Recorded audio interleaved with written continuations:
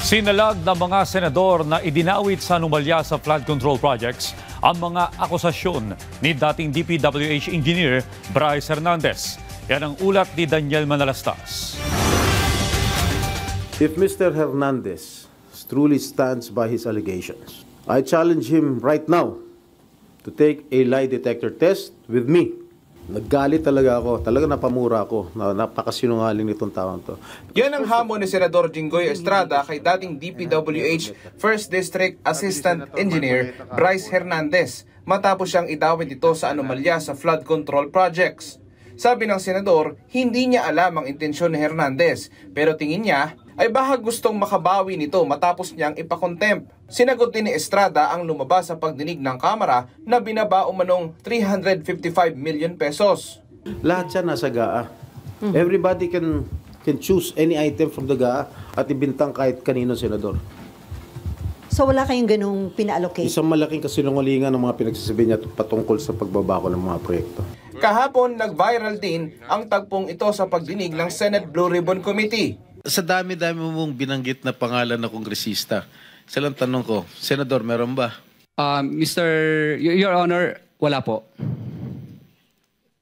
Sigurado ka? Safe ka na? Sigurado po. I resent that statement. Sagot ni Estrada ngayon. Nung sinabi niyang safe ka, alam ko naman biro niya, pero in the eyes of the public, parang it was uncalled for. Sasampahan niya raw ng kaso si Hernandez matapos ang mga sinabi nito sa pagdinig ng Kamara. Hinggil naman sa larawan na lumabas, nakasama niya si dating DPWH Bulacan District Engineer Henry Alcantara. I do not know, I cannot recall that event, pero sa dami naman nagpapapicture sa akin, hindi ko naman pwede tanggihan. Tumayo naman si Senador Joel Villanueva sa plenaryo para palagan ang mga alegasyong pinupukol sa kanya. Isa rin si Villanueva sa mga pinangalanan ni Hernandez. Hindi raw siya natatakot sa ganitong uri ng demolition job.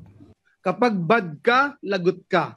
Pero ngayon, Mr. President, kapag good ka, lagot ka sa mga sindikato. Nagulat po ako nung meron pong kumaladkad sa pangalan natin, wala po ako kailanman naging flood control project. I will never betray my principle. I will never, ever, Mr. President, destroy the name that was given to me by my parents. May tila pinatamaan naman si Villanueva sa kanyang speech, bagamat walang pangalang binanggit. Pero klarong-klaro po sinong mastermind, Mr. President.